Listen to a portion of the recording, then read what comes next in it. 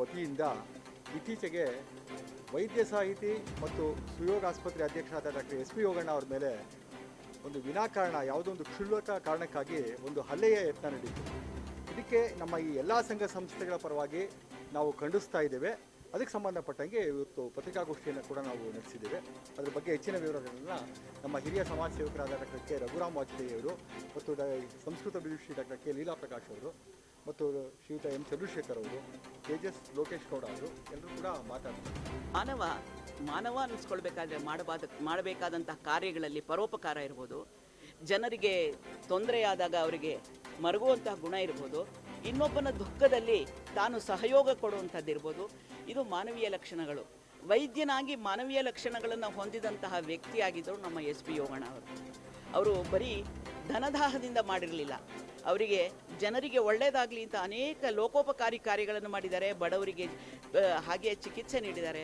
ಅವರು ಸರ್ಕಾರಿ ವೈದ್ಯರಾಗಿ ಎಂತೆಂಥ ಬಡವರ ತೊಂದರೆಗಳನ್ನು ತಿಳ್ಕೊಂಡು ತಮ್ಮದೇ ಆದ ಆಸ್ಪತ್ರೆಯಲ್ಲಿ ಅದಕ್ಕೆ ನಿವಾರಣೆ ಕೊಡಬೇಕು ಅಂತ ಆಸ್ಪತ್ರೆಯನ್ನು ದೇವಸ್ಥಾನದ ಹಾಗೆ ಕಟ್ಟಿದರು. ಅಂತಹ ವ್ಯಕ್ತಿ ತಮ್ಮ ಯಾರೋ ಇದರಲ್ಲಿ ತೊಂದರೆಯಲ್ಲಿ ಸಿಕ್ಕಾಕೊಂಡಿದ್ದಾರಲ್ಲ ಅಂತ ತಿಳಿದ ತಕ್ಷಣ ಅವರಿಗೆ ಸಹಾಯ ಹಸ್ತ, ಸ್ವಲ್ಪ ಧೈರ್ಯವನ್ನು ಕೊಡಲಿಕ್ಕೆ ಹೋದರು. ಆದರೆ ಅದೇ ಅವರಿಗೆ ಮುಳುವಾಯಿತು. ಅವರಿಗೆ ಹಲ್ಲೆ ಮಾಡಿದ್ರು. ಗೊತ್ತಿಲ್ಲದ ವ್ಯಕ್ತಿ, ಇವ್ರು ಯಾರು ಅಂತ ತಿಳಿದಿರೋಲ್ಲ. ಇವಾಗ ನಮ್ಮಲ್ಲಿ ಒಂದು ಮಾತು ಹೇಳ್ತಾರೆ, ಈಗ ಪ್ರಾಣ ಕೊಲ್ಲಕ್ಕೆ ಬಂದ ಸಿಂಹಕ್ಕೆ ಪಾಣಿನಿ ಅಂದರೆ ಯಾರು ಗೊತ್ತು, ವ್ಯಾಸ ಅಂದರೆ ಯಾರು ಗೊತ್ತು, ಸಾದಾ ಮನುಷ್ಯ ಅಂದರೆ ಯಾರು ಗೊತ್ತು, ಎಲ್ಲರೂ ಒಂದೇ, ಯಾರನ್ನು ಬೇಕಾದ್ರೂ ತಿನ್ನತ್ತದು ಅಂತ. ಅದೇ ರೀತಿಯಾಗಿ ಇವತ್ತು ಅವ್ರು ಹಲ್ಲೆ ಮಾಡಿದವ್ರಿಗೂ ವಿಚಾರ ಪ್ರಚೋದಕರಾಗಿ ಮಾಡಿಲ್ಲ, ಆವೇಶದಿಂದ ವಿವೇಕ ಕಳ್ಕೊಂಡು ಮಾಡಿದ್ದಾರೆ. ಅದು ಖಂಡನೀಯ ಅಂತ ನಾವು ಹೇಳ್ತೀವಿ. ಇಂತಹ ಒಳ್ಳೆಯ ವ್ಯಕ್ತಿ, ಅಧ್ಯಾತ್ಮದ ದೃಷ್ಟಿ ಇದ್ದು ಯೋಗವನ್ನೇ ತಮ್ಮ ಉಸಿರಾಗಿಸ್ಕೊಂಡು ದೇವಸ್ಥಾನವನ್ನು ಒಂದು ಆಸ್ಪತ್ರೆಯನ್ನು ಮಾಡಿಕೊಂಡಿರುವಂತಹ ವ್ಯಕ್ತಿಗೆ ಹೀಗಾದರೆ ಇನ್ನು ಉಳಿದವ್ರ ಪಾಡೇನು? ಹಾಗಾಗಿ ನಾವು ಖಂಡಿಸ್ತಾ ಇದ್ದೀವಿ. ಇದರ ಜೊತೆಗೆ ಇವತ್ತು ಪತ್ರಿಕಾ ದಿನ, ಹಾಗಾಗಿ ನಿಮ್ಮ ಪತ್ರಿಕಾ ರಂಗಕ್ಕೆಲ್ಲ ನಾನು ವಿಶೇಷವಾಗಿ ಅಭಿನಂದನೆಗಳನ್ನು ಸಲ್ಲಿಸ್ತೀನಿ. ನಿಮ್ಮಿಂದನೇ ಜನಕ್ಕೆ ತಲುಪುವಂಥದ್ದು ವಿಷಯಗಳೆಲ್ಲ ತಲುಪಲಿ ಅಂತ ನಾನು ಆಶಿಸ್ತೀನಿ. ನಮಸ್ಕಾರ.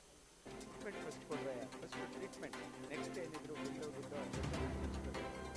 ಟ್ರೀಟ್ಮೆಂಟ್ ಕೊಡಿ ಹೇಳಿ ಅಂತಹ ಮಾನವೀಯ ಗುಣವುಳ್ಳ ಒಬ್ಬರು ಶ್ರೇಷ್ಠ ವೈದ್ಯರು. ಜೊತೆಗೆ ಅವರು ಬರೀ ವೈದ್ಯರು ಮಾತ್ರ ಅಲ್ಲ, ಶ್ರೇಷ್ಠ ಕನ್ನಡ ವೈದ್ಯಕೀಯ ಸಾಹಿತ್ಯದ ಒಂದು ಶ್ರೇಷ್ಠ ಮಟ್ಟದ ಸಾಹಿತಿಗಳು ಹೌದವರು.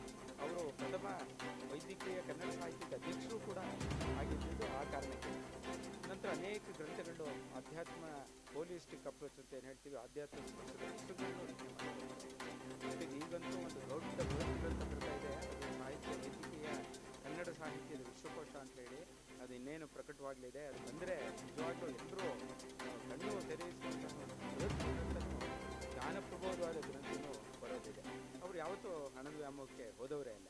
ಮೊನ್ನೆ ಯೂಟ್ಯೂಬ್ ಒಂದು ಮಾಧ್ಯಮದಲ್ಲಿ ಅವ್ರ ಮೇಲೆ ಹಲ್ಲೆಗೆ ನೋಡಿದಾಗ ಏನು ಅಂತ ನಾವು ವಿಚಾರಿಸಿದಾಗ ಬಹಳ ಕ್ಷುಲ್ಲಕವಾದ ವಿಷಯ. ಇವರು ಖಾಸಗಿ ಸಾಹಿತ್ಯ ಆಸ್ಪತ್ರೆ ಕೆಲಸದಲ್ಲಿ ಅಧ್ಯಕ್ಷರು.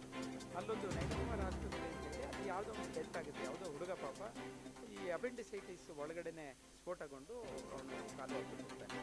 ಅದು ನಿರ್ಲಕ್ಷ್ಯ ಅಂತ ಹೇಳಿ ಅವರು ಏನು ಗಲಾಟೆ ಹೋರಾಟ ಅದು ನಡೀತಾ ಇರುತ್ತೆ. ಹಾಗೆ ಇವರು ಅಧ್ಯಕ್ಷರಾಗಿ ಅದೇನು ಅಂತ ಅಲ್ಲಿ ವಿಚಾರಿಸೋಕ್ಕೆ ಆ ಆಸ್ಪತ್ರೆಗೆ ಹೋಗ್ತಾರೆ. ಹೋದಾಗ ಆ ಫೈಲೆಲ್ಲ ತರಿಸ್ಕೊಡ್ತಾರೆ, ಫೈಲೆಲ್ಲ ನೋಡ್ತಾ ಇರ್ತಾರೆ. ಇವ್ರ ಮೇಲೇ ಇವ್ರ ಬಗ್ಗೆ ತಿಳಿದೆ, ಯೋಗಣ್ಣವ್ರದ್ದು ಗೊತ್ತಾಗಿದೆ, ಇವ್ರ ಮೇಲೆ ಹಲ್ಲೆಗೆ ಬಂದ್ಬಿಡ್ತಾರೆ ಅವರೆಲ್ಲ. ಯಾರ್ಯಾರೋ ಏನೋ ಆ ಸಂಘ ಈ ಸಂಘ ಅಂತ ಹೇಳ್ಕೊಂಡು ಬರ್ತಾರೆ. ಅದು ನಿಜವಾಗ್ಲೂ ಅದು ಒಪ್ಪೋ ಮಾತೇ ಅಲ್ಲ. ಇವರು ಅದನ್ನು ಕುಟುಂಬಪಡಿಸಿ ನ್ಯಾಯ ದೊರಕಿಸ್ಕೊ ಹೋಗಿದ್ದಿದ್ರು. ಅಕಸ್ಮಾತ್ ಪೇಷಂಟ್ಗೆ ಅನ್ಯಾಯವಾಗಿದ್ದರೆ ಮೆಡಿಕಲ್ ಕೊಡ್ತಿದ್ರೆ